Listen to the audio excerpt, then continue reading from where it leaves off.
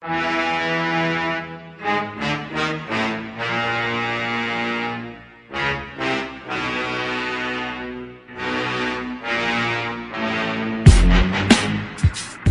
and gentlemen, it's the Big Jiu-Jitsu Show. Member of the Pod Bros Podcast Network. Don't forget to go to podbros.com and find yourself another podcast that you want to listen to.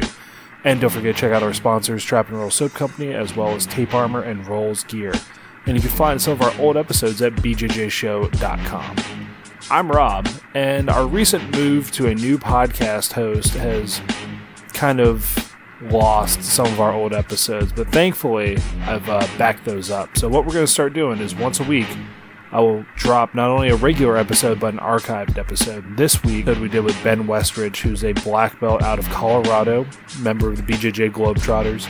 And he talks to Shawn and myself about some BJJ, MMA, and just some other training-related insight. So if you enjoy this episode, please rate and review us on iTunes, subscribe to us, and I'll catch you guys up after the show.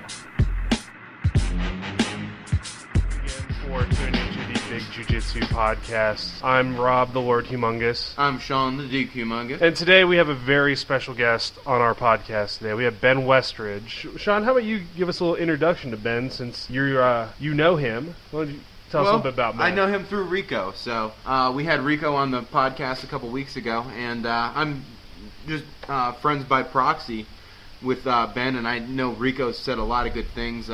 Talked about learning some invisible type of jiu-jitsu from Ben, and just said that he's really good at punishing people. So maybe let's hear from Ben, and maybe he can tell us about some of his philosophies on jiu-jitsu and how he got started. So Ben, if you could tell us maybe how you got started in combatives and jiu-jitsu, that would be a good starting point for us today. I started training actually really predominantly in Germany, and so I was training a lot of judo type grappling, and then I started doing army combatives, and that's some of that's kind of similar to jiu-jitsu, as you probably know. And when I moved back to the United States, I moved to Fort Hood, Texas, and I started looking around for a gym, and fortuitously, actually, I had moved across the street from probably the only MMA school in Killeen, Texas at the time. And so I walked across one day, and I said I wanted to sign up and start training. So when I went in there, they were an MMA school, not a jiu-jitsu school, but they were probably jiu-jitsu based, if anything. I mean, they didn't do a whole terrible lot of striking, maybe 1 or 2 days a week, but they trained jiu-jitsu every day. And so I started training jiu-jitsu and MMA, and kind of ended up where I'm at now. But I've had the pleasure of moving around the United States and going on a lot of trips, different places, and training with a lot of different people. So kind of have maybe an eclectic view of grappling and fighting. Well, so you were able to. Now I know I'm not trying to jump around the story, but I actually was stationed at Fort Hood, Texas, as well. And was it Twin Wolves by any chance you went to? What was that? Say that again. Was it Twin Wolves MMA that you went to by any chance? Actually, so it was called Full Circle, and then that place closed down, and it became Twin Wolves. At a different location with Hector and Jared and Gray and those guys, if you know them. And then I was at NTC, and they split into American Fight Company and Twin Wolves. And then I trained with American Fight Company for a little bit, and then I moved here to Colorado. So I did train at Twin Wolves for a little while, yeah. Well, that's pretty cool. Jiu-jitsu community is kind of small. Or, I'm sorry, just the fight community is kind of small, and it's kind of crazy how that is. Yeah, you end up being one person away from knowing everybody. So, as far as, because you run a gym now out in Colorado, correct? Yes, sir, I do. All right. Why don't you tell us a little bit about that place? I'm interested in hearing about it. Basically, that gym kind of started up kind of strangely. I was teaching at a different place called Rough House MMA.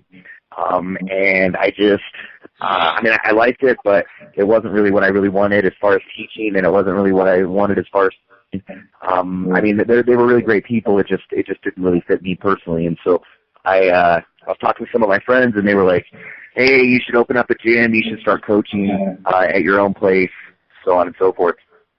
So I had some people that wanted to kind of go into business with me and do that. And as we got ready to open up, everybody kind of bailed due to whatever, and I just kind of ended up by myself. And then that's when, Rick started to help me out. And I met Rick through combatives and through training and what have you. And he was a good friend of mine, and so we ended up opening up the gym together called the Warrior Fitness Center. It's maybe a little bit different of an environment. We actually just started doing kids classes, but before that we didn't because I work all day with being in the Army and all. But we don't really advertise. I'm a big believer that's like your product kind of sells itself a little bit, and so we don't advertise as much. We don't do like the hard sell. Some of the gyms in town here try to tell people that if they don't start training that they're going to get robbed and killed or whatever. Or I'm sure you've seen advertisements like that. But we're kind of a little oddity in the community here, and we just like to hang out and train and get better. And that's I think what makes my guys a little bit different.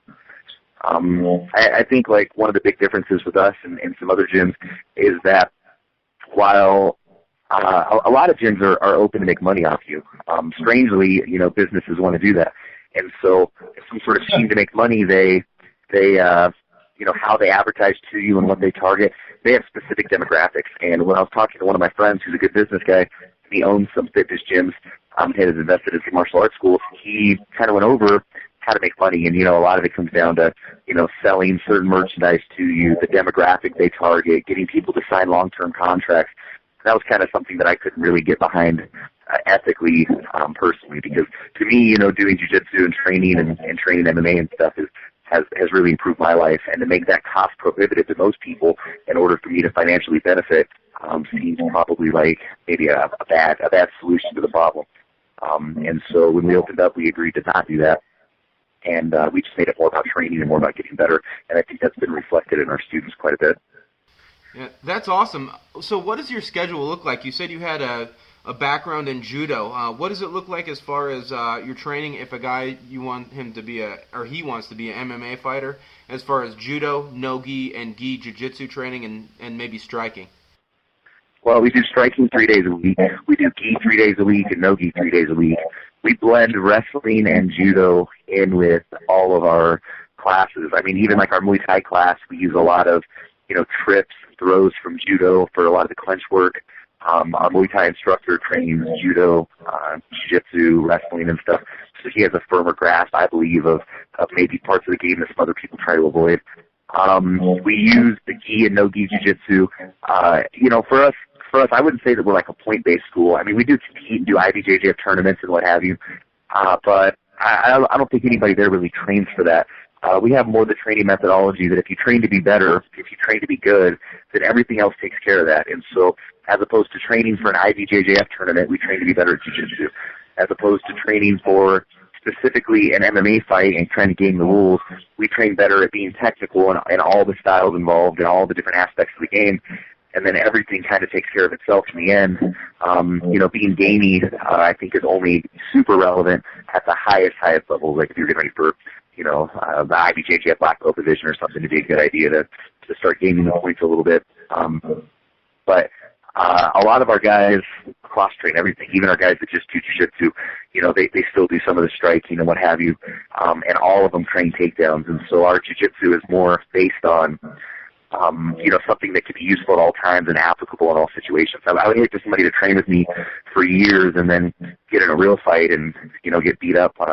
And I think, one of the things that we really emphasize as far as training goes is the first step is learning how to not be hurt by somebody. In any altercation, whether it's an MMA fight, whether it's a street fight, a jiu-jitsu match, whatever, if I can come out of there uninjured and unharmed by the other person, then that's success for me to start with. And then everything after that is, okay, how do I not be in a bad situation, and then how do I put you in bad situations all the time? And so all of our classes kind of use that methodology to train our people. Does that answer your question? Or?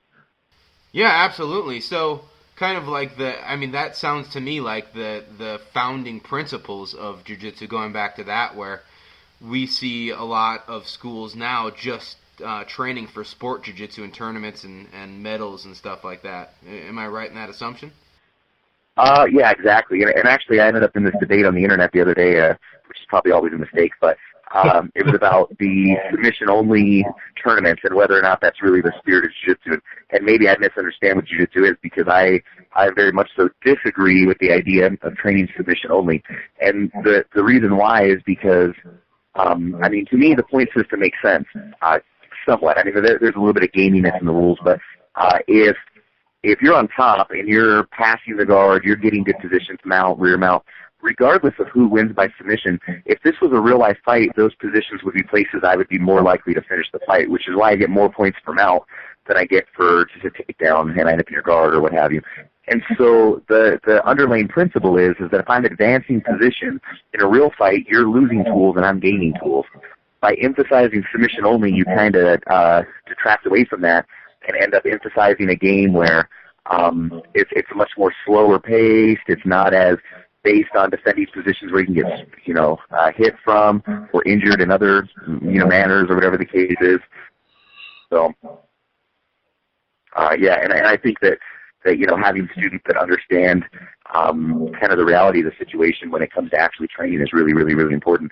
Even so much so that like a lot of schools don't let their smaller people train bigger people. They don't let their beginners train other people. And one thing that we tell people from the beginning is that if you want to be ready to defend yourself, if you train for self-defense or if you train to fight or whatever the case is, the first step is overcoming that anxiety and learning that you can train with anybody at the very least. In a structured environment, you can train with anybody. And learning how to escape those bad positions, learning to, not make excuses like some people do. Oh, well, if we weren't wearing the gi, then you wouldn't have submitted me or whatever the case is. That's kind of the first step to getting better. And I think doing submission-only tournaments is really moving the wrong way because it's making people more jiu-jitsu specific and it's making jiu-jitsu more into the traditional martial art that we used to make fun of 10 years ago for being unrealistic. Oh, yeah, I agree 100% on that because for me, jiu-jitsu is, well, first of all, it's fun. And second of all, if I ever needed to defend myself, I feel more comfortable using my jiu-jitsu because, like you said, it's something where we're not, doing katas. It's all reality-based. You're going to have to roll with bigger people. You're going to have to roll with smaller people. You're going to have to roll with everybody.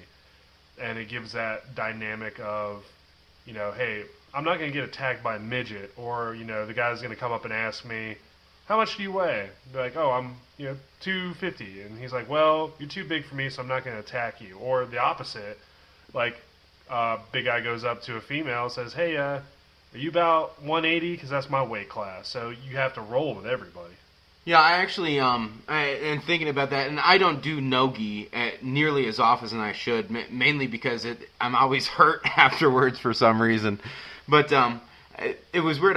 There was probably 3 guys that showed up, and I'm doing a little extra training for PANS this coming week. And one of the guys was just a Border Patrol agent who was probably about 230 pounds, really tall guy, who had no training in takedowns. And again, just like it's a different experience with somebody who's aggressive and knows nothing. So, I mean, I ended up almost letting him, take me down and then getting the reversal or the sweep when I was rolling with him just because he was so wily and aggressive. And I think we get away from that when we're training with the same partners 4 or 5 days a week, and it's like such a technical game that like when I was going to get somebody who knew nothing, it was a whole different experience for me. I think like one of my friends said the other night, actually a kickboxing coach, he said that the truest test of a martial art is how it works against other martial artists, not specifically your martial art. Like if you train Muay Thai every day and then you got in a fight with a boxer that doesn't know anything about kickboxing and he just uses his hands to beat you up and you lose to every boxer, then obviously there's a fundamental flaw in your problem. But I think that something that's commonly overlooked is testing your training versus somebody that doesn't buy into your system at all. They don't even know what you're doing. Just some random person that just uses, aggression.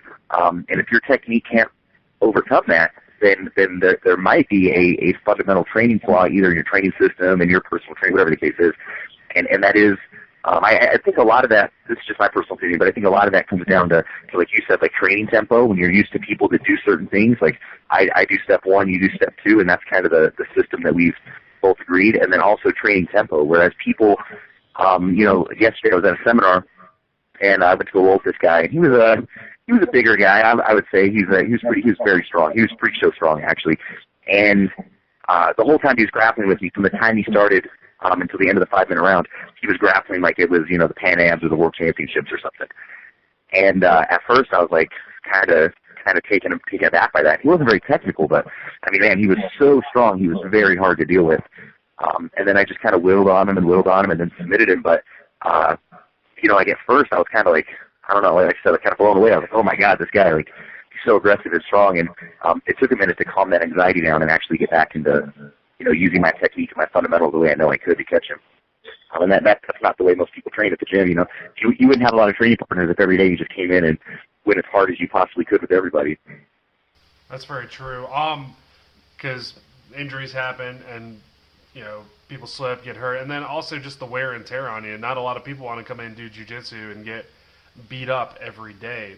So do you think that, from your experience, is there a way to simulate that type of anxiety, but without going 100% all the time? Is there anything you found that helps out with the anxiety of having somebody just try to overpower you, or tournament anxiety, or anything like that helps a person overcome that? Well, I think kind of two things. And so the first part's kind of conceptual, where I think a lot of people put too much credit in the system and not too much credit and not enough credit in the results, if that makes any sense. Where people start talking about like lineage and, well, I must be good because I train with a really good guy, and that doesn't really make any sense to me. Like what makes sense to me is kind of getting better independently and learning through effort and through hardship. It's like anything you've ever done in life. If to be successful, you had to go through hardship to get there. If you want to be a doctor, you have to go to your 8 years of medical school or 8 years of college and then do your residency and so on and so forth.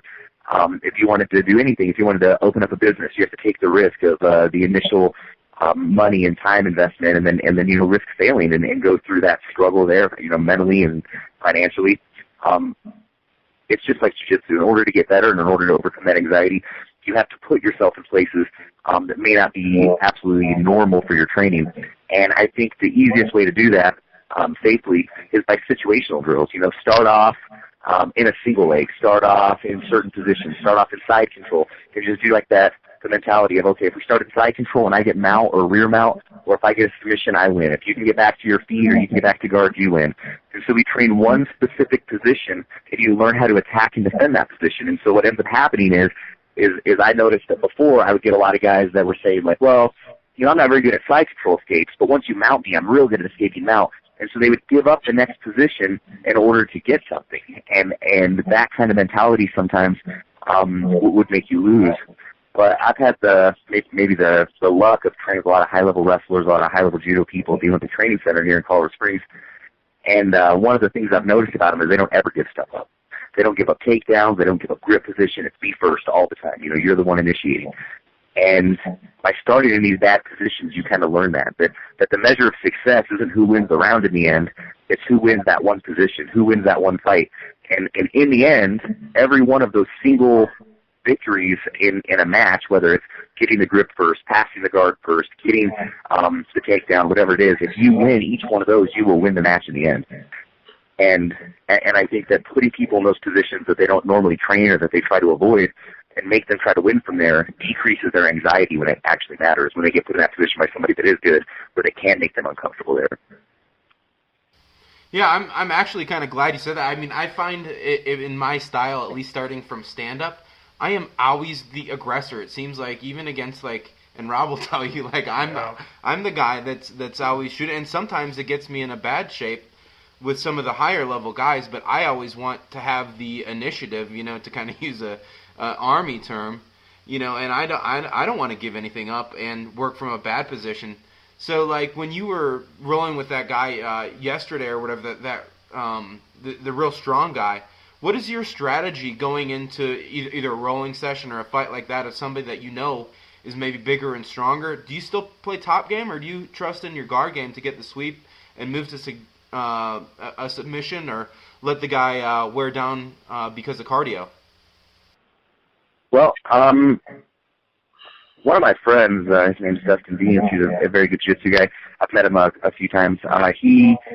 He says that one of his philosophies when it comes to competing, when it comes to training for competition, isn't ready, aim, fire. It's ready, fire, aim. And to me, what that meant to me and what my takeaway from that was sometimes you have to just do the technique, even if it doesn't feel perfect, and then use the fact that you've done that technique 1,000 times to adjust it, fit technique to make it work for the situation, and then kind of, I'm not going to say wing it, but use the fact that you drilled that position more than they have to win. And so when I went with that guy, I started off on bottom because even though I'm a top position guy, I like to train when I'm uncomfortable. And having a 250-pound, extremely strong guy on top of me is probably worst-case scenario. And, working from the bottom, I started to implement my guard game.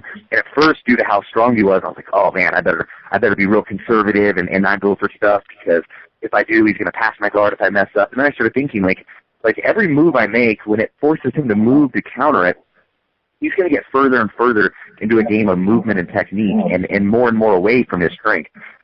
And so I started to move and attack and started to look at how I could make him give me the next position. And the only way to do that is to start to see in my opinion at least, the only way to do that is to start to attack a little bit and start to see the errors that he makes, the technical deficiencies that he's compensating for by being strong. And once I started to get him to move around a little bit from my guard, then I could, attack, get on top, and do the next thing I wanted to do. But the first step was making sure that I didn't start in a bad position. So obviously, if we just would have tied up, we were going from the knees. So if we would have went from the knees and leaned me over into bottom side control or something, that may have been a lot more catastrophic. And so it's kind of ending up in a position where you can analyze the situation, calm yourself down a little bit, and then begin to get that person to react to your technique. So it's more or less just hitting them and attacking them to the point where they're going to have to screw up, or you're going to see, pull them one way, like, oh, he's just going to try to muscle all the way back, there's my sweep, or something along those lines. Is that right? Yeah, exactly. And I think another big takeaway was that I think that it's super important, kind of on two aspects. One is I don't get submitted a whole lot anymore by just random people, and so one of the things that stops me from having a lot of anxiety, just relaxing and kind of playing the game a little bit is I think about people that just started, guys that come into the gym for the first day and how much they go through their first few years of jiu-jitsu. And so, me going with the guy that's bigger and stronger than me one time is not nearly as bad as, everybody being better than you and probably being stronger than you as far as jiu-jitsu strength goes. And so, that calms me down a little bit and stops me from stressing out. And then the other thing is just realizing that even if the guy does pass my guard or he does do something, that's a deficiency on my end. That's not his fault. It's not because he's stronger than me. It's because I wasn't good enough. And as long as I internalize that, I can always get better. So by using my game and by attacking and seeing what's going to happen, I'm going to notice two things: either a hole in my game that I thought I could do, or something that I can't, or I'm going to find a hole in his game. So one way or the other, I'm going to find something wrong with one of us. So that actually brings me up to something I was talking to a student about, or one of the white belts about, and it goes with like pride.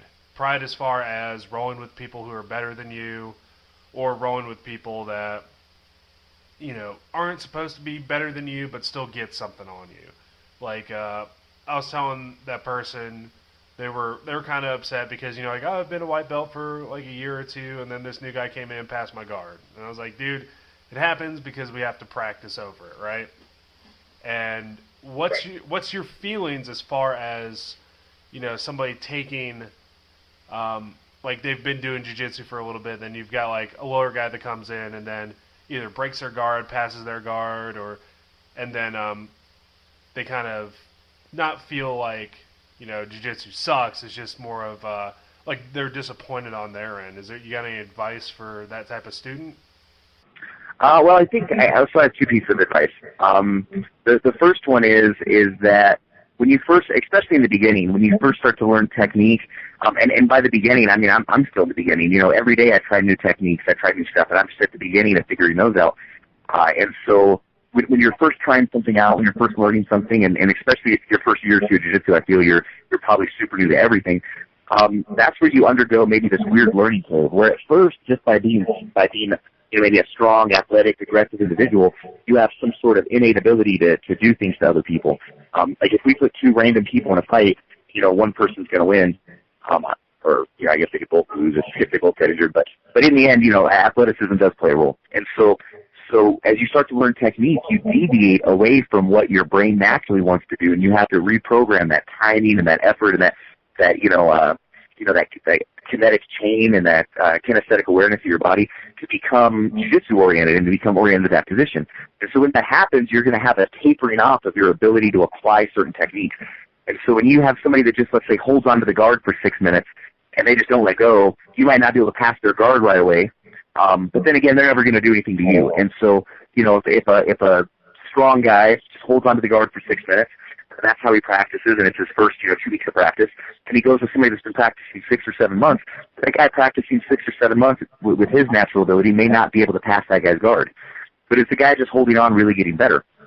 So once he starts to open up his guard, he'll notice that his guard gets passed all the time. And he's going to be like, man, jiu-jitsu sucks because now that I'm going for stuff, I'm just getting my guard passed all the time. And that's going to happen until the technique gets good enough and your body's, awareness gets good enough that you can overcome that, and then now you will get better. But by holding on to the guard all the time, you are never going to get better. And once people passed you up technique-wise, you are never going to ever compensate for that. And so once people could pass your guard that you just refused to open, you are going to lose every match forever and never get better. And that's kind of important to notice, is that sometimes losing is part of the process of rebuilding your game and learning new techniques. And anytime you do something new, you're bound to suffer for that a little bit, on the mat. And then the other thing is that in the end, I train jiu-jitsu because, like you said, because it's fun and because I want to do it. And I guess in the end, what difference does it make if you learned faster than me, or if somebody else learned faster than me, or stronger than me, or naturally better than me, or whatever the case is? If I'm doing it because I want to get better and I want to have fun, then I shouldn't compare myself to other people, because, you're not the reason I'm having fun, and it's a matter of looking at where I'm at and not where you're at.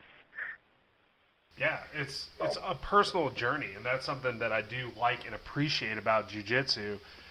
But I'll admit, one of my problems is that I'm only a purple belt, and people will talk about tournaments, and they'll be like, "Oh, I'm so nervous." Like my brother just started back training again, and we were having this conversation in the car ride, and I just kind of stopped. I was like, "Look, I could tell you all day long that it's good that you're competing and don't worry about it. It's the process and blah, blah, blah." I'm like, dude, I hate losing. You hate losing. And it's hard for me to take my own advice almost, because I tell other people in the gym, like, hey, go out and compete, and if you lose, it's fine. You learn something. And then there I am all stressed out before a match because I don't want to lose. So right, and the problem is that the better you get, the better people you compete with, right? So like the stress level goes up. So even though you're probably better at handling stress than the white belts you're giving that advice to, your level of stress goes up because you're going against other purple belts or brown belts or black belts or whatever. And so of course then it's more stressful, because now not only do you have more to show because the people at your gym see that you're a purple belt, right? And so you got to show that you can do better. But then the people you're going against are better, and so the stakes are higher and the risks are higher, I guess. But like the biggest thing to me as far as like competitions go is I was talking to one of my students. She's a therapist, and she said, adrenaline. She's like, getting angry or getting upset before competition doesn't do you any good, because the way that your body's set up is it builds up adrenaline or whatever, and then it's used for you to run away. And I was like, well, that's an interesting outlook, because to me, when we talk about the fight or flight response, I never think about running away. I think about the fight portion of that, and to me, that anxiety isn't getting me scared. It's prepping my body to be more than it was before. The adrenaline's prepping my body to be stronger, faster, have better timing, have better cardio. But if I allow that to cascade, if I allow that hormonal response to cascade and become negative, if I allow it to pump me up so much that I have no cardio, that I start to become tunnel vision, that I become too focused in on small things, then of course that's a bad response. But through training and through anxiety training and learning how to mitigate that, I can make myself better. That nervousness is my body. I guess for lack of a better term, nervousness is my body's hormonal and chemical response to stimulus, and knowing that it's getting ready to do work. And I think that's a good thing. Like, you should always have that a little bit. Just reminding you that you are about to be doing something against another human that trained to beat you, and it's time to be serious. Yeah, awesome insight there. I did have a couple questions that I kind of asked everybody, or ask higher level guys in jiu-jitsu, and that's what do you think makes a person stay training in jiu-jitsu? Clearly, like, we see it at our gym. The person that comes for a week or two, or the person that that gets their blue belt and they don't have the desire to train anymore. What qualities do you think make a person stay?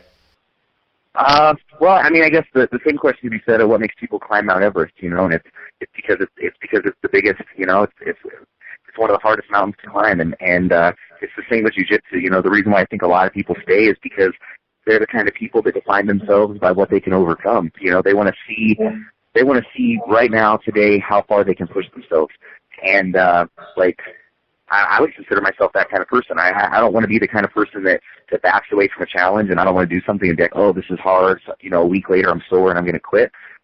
If I see something that works and I see something that's hard and that's as deep as jiu-jitsu, that there's so many small things and little details that make such a big difference, then that's something that I want to be good at. Because in the end, the only thing I can ever say when I'm older is what I've accomplished that was difficult. Learning how to drive is not an accomplishment. Everybody basically can do that, for the most part. If it's something simple that everybody can do, then that's not really something to be proud of yourself for. But jiu-jitsu is definitely not one of those things. It's one of the rare times as an adult that you can compete in a nice, safe environment. You can go hard, you can become better, and in the end, you know that you're getting better because you compete against fully resisting opponents at 100%. And even in training, you sometimes compete at 100% against each other, and you can see the results of your hard work. As while everything else in life, I've noticed, is somewhat. People talk about, work. Oh, this guy got promoted because he's a stuck up or whatever the case is. In jiu-jitsu, that's not the case. You earn what you get every day on the mat, and I think that's, at least to me, I feel that is very alluring to people where, they see something where you can actually put in effort, undergo hardship, and come out a different, stronger person. And that's applicable to your whole life. I mean, how many people, if I could pull up my Facebook right now and find half of my friends complaining about stuff in their life, that may or may not seem that significant to me, you know what I'm talking about, and it's just interesting because to me, jiu-jitsu has taught me so much about, looking at where I'm at right now, concentrating on what to do. If you pass my guard, I can't be lamenting and ruminating over the fact that you passed my guard. I got to worry about how to escape side control.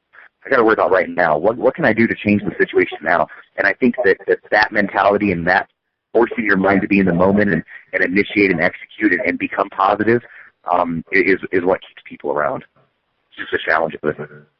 Man, I totally agree. And you can be having the worst day, and then you come and you roll and you see your friends, and they do pass your guard, and you forget about all the crap that's going on in your personal life or at work or whatever's going on, and you're just in that moment. Like any adrenaline rush. I mean, I've done crazy, cliff diving, riding my motorcycle fast, and whatever. Jiu-jitsu gives me that same feeling every time I go to class. So, I mean, that's one of the reasons I love it so much. Yeah, I totally agree, and that's something I think that a lot of people don't understand, maybe a lot of the spouses of the people that I train with, they're always like, why do you always like jiu-jitsu, and then they're like, I don't think some people understand that it is, to some extent, maybe even therapy, it's therapeutic to their problems to, just one is to be around their friends and somewhat their social support network, and then secondly is to just get their mind off stuff for a little bit and do something else and feel good about yourself and, leave practice with a better mentality than you went in. Absolutely. It's, to me, it's a process that, like you said, makes you better. It's my journey. And people can tell when I haven't trained in a few days because of work or something else is going on, because I act a little more agitated, a little more irritated because I'm not getting my therapy on the mat and I'm not trying to make myself better. I like it because it's not only just something fun, something I fall into. It makes me a better person. I remember I wrestled in high school, and one of the quotes that I saw on one of those inspirational posters was that if you wrestle, I think the same thing applies to jiu-jitsu, if you grapple, everything else in life is easy, because that's probably one of the hardest things you're ever going to do. Yeah, especially, wrestling, man, like wrestling's a hard sport. You figure, in high school, you figure that these kids, they're training, sometimes before and after school, they're cutting weight, they're restricting the calories, they're doing workouts on their own to be in shape. And this is on top of studying and doing class and going through all the other drama that high school kids go through and they have to endure. These kids are really setting themselves up for success because as opposed to taking the medium route, or the low road and talking about how stressful high school was or whatever, they're literally doing one of the hardest sports in the world on top of their schoolwork, on top of having to have friends and be personable, and all the other drama, like I said, that goes with being in some sort of school. And later on in life, they'll appreciate those skills of just learning how to cope with that stress and focusing on what you want later, not what you want right now. If you want to be a high school wrestling champion, you got to worry about, training, you got to worry about eating right, you got to worry about working out, and not worry about partying with your friends and getting drunk every weekend and whatever. Yeah, absolutely, because I think it's very goal-oriented type sport, and I think like any grappling where you have to have a long-term goal, or any martial art where you experience that, that's very beneficial to the person that does it.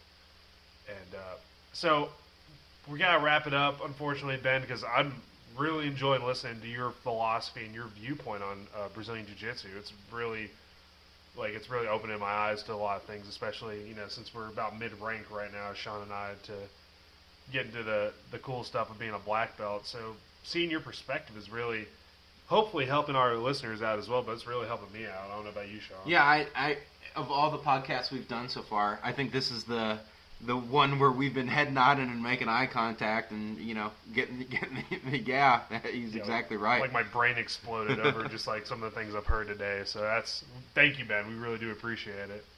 Well, thank you for having me on your show. Do you have any shout-outs or sponsors you'd like to talk about, or, plug the gym, talk about anything you want in the last couple minutes? Yeah, I would like to say thank you to a few people. One is ENP Nutrition. This guy, Chris, he's a really great guy. Owns like a supplement chain, works with a supplement chain, and really good guy. He doesn't actually train, but it's amazing, like some of the people you meet through jiu-jitsu, and just how helpful they are and how much they want other people to succeed. And he's one of the few people I've met that is legitimately interested in seeing other people succeed, and I think that's amazing. And then, secondly, I would like to thank all my training partners I've ever had, Rick and everybody else at my gym. Those guys, like every single day, every day I get up and I go to my gym, I never ever once think, man, I can't believe I have to do this. I'm living the dream, so to speak, and I think that's amazing. Being able to train with people like that and just seeing how motivated they are and seeing how hard they try and what they want to do and helping them accomplish their goals is probably the best experience I could have ever asked for in my life. And training with those people and being able to go to different jiu-jitsu schools, be able to train like yesterday with one of my friends, Ethan Day, and some of his friends he brought out for a seminar, phenomenal. And I think just being part of the community and whatever is, like I said, probably the best thing that's ever happened in my life to me personally. So, it's just a really great time. And so I would just like to thank those people ahead of time. I mean, the ones that I've trained with and the ones I'm going to train with. Awesome. Well, thank you once again for coming on the show. And hopefully, probably my journeys will take me out to Colorado at some point. I'm sure Shawn wants to come out there and train some. Yeah, I'll get out there. And thanks again, Ben. Really, this was probably one of the better podcasts we had with interviews. And like I said, it's definitely helped me out. So I think we'll wrap it up there, ladies and gentlemen. Thanks for listening. And next week, we will be back with another podcast. All right. Thanks for listening, and thanks again to Ben.